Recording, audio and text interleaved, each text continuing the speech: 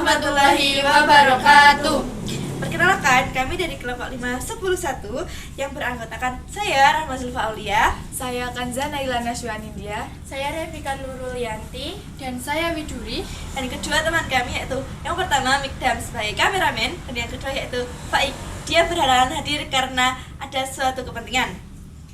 Jadi di video kali ini kami akan mewawancari Pak Doni selaku narasumber kami. Kami akan mewawancari Pak Doni mengenai isu-isu yang pernah beredar tentang fenomena hujan angin yang menimpa warga Barisan dan menyebabkan pohon-pohon tumbang kemudian menimpa tiang listrik. Baik, tanpa berlama-lama kita langsung saja ke videonya.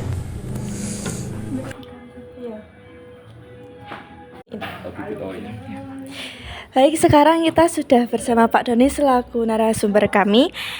Baik, langsung masuk ke pertanyaan pertama, yaitu bagaimana awal mula kejadian tersebut dimulai? Oke, jadi kejadian itu berawal dari situasi cuaca ya. Cuaca itu kan kadang berubah-ubah, Dek. Kadang ada panas, kemudian hujan. Nah, peralihan itu biasanya menimbulkan dampak cuaca yang kurang bagus sehingga menimbulkan cuaca hujan, kemudian disertai angin. Nah, untuk kejadian bencana alam di Candi Mulyo ini rata-rata dengan akibat itu, hujan disertai angin sehingga menimbulkan tanah longsor, pohon tumbang yang mengenai rumah warga dan menutup jalan seperti itu. Jadi kejadian itu berawal mula dari cuaca yang tidak menentu ya Pak? Iya betul, jadi cuaca yang berubah-ubah dan mungkin perubahan iklim juga. Baik, masuk ke pertanyaan kedua yang akan diajukan oleh teman saya yaitu Kanza. Pertanyaan kedua yaitu siapa saja yang dirugikan dari kejadian fenomena tersebut? Jadi dengan bencana alam itu tentu saja banyak yang dirugikan kan, tentu saja masyarakat yang terdampak. Ketika terjadi tanah longsor kemudian menutup akses jalan, berarti yang dirugikan kan masyarakat yang menggunakan jalan itu, mau ke pasar, mau ke sekolah, mau ada kebutuhan yang lain, jadi terhambat. Meskipun mungkin bisa cari jalan lain, tapi kan akhirnya tetap terganggu gitu, seperti itu ya.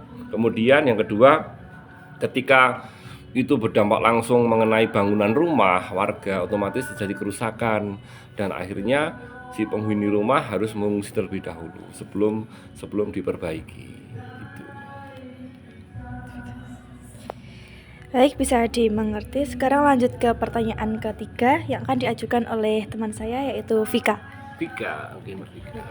Pertanyaan ketiga, apa dampak dari hujan angin tersebut bagi warga dan lingkungan sekitar? Oke, jadi dampak dari kejadian itu tentu saja kerugian material.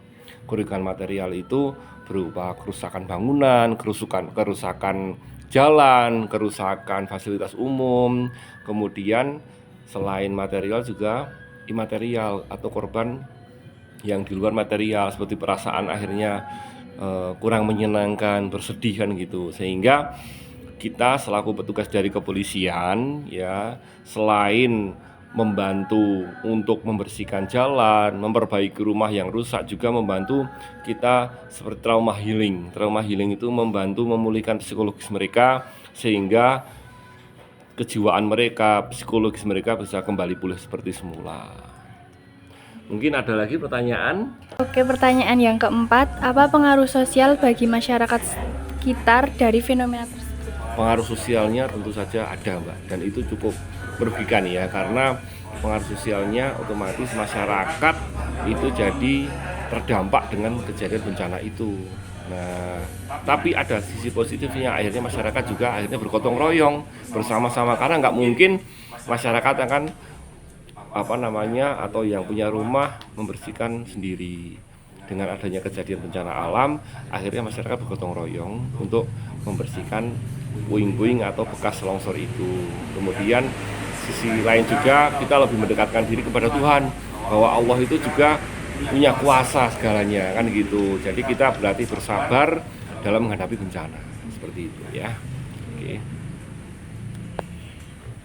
Baik, terima kasih atas waktunya Pak. Itu saja yang dapat kami sampaikan. Bagaimana kesan Bapak terhadap wawancara yang kami ajukan kepada Bapak? Oke. kesan saya selaku Pak Polisi Polsek Candimulyo, Polresta Magelang sangat senang dengan kehadiran anak-anakku di sini dari Semanca ya, dari SMA Negeri 1 Candimulyo. Tentu saja karena apa? Karena Pak Doni senang karena kalian peduli. Karena kalian peduli dengan lingkungan sekitar. Peduli dengan terjadinya bencana alam di Candimulyo. Jadi nanti bisa disebarluaskan, bisa diedukasi ke teman-teman, ke tetangga. Ayo kita jaga lingkungan dengan baik, ya. Contohnya dengan buang sampah jangan sembarangan, sehingga tidak menyumbat aliran air, sehingga menimbulkan banjir. Kemudian kita juga waspada terhadap perubahan iklim yang ada. Dan satu lagi, semoga anak-anak Semanca sukses. Tetap semangat, tetap peduli terhadap kemanusiaan, peduli terhadap sesama, dan yang pasti kalian harus menjadi generasi penerus yang terbaik. Terima kasih. Baik, terima kasih atas waktunya Pak. Itu tadi hasil dari wawancara kami bersama Pak Doni. Kurang lebihnya mohon maaf. Wabillahi taufiq wal hidayah. Wassalamualaikum warahmatullahi wabarakatuh. Mantap. Jangan emot itu, Ibnu jangan emot, diam.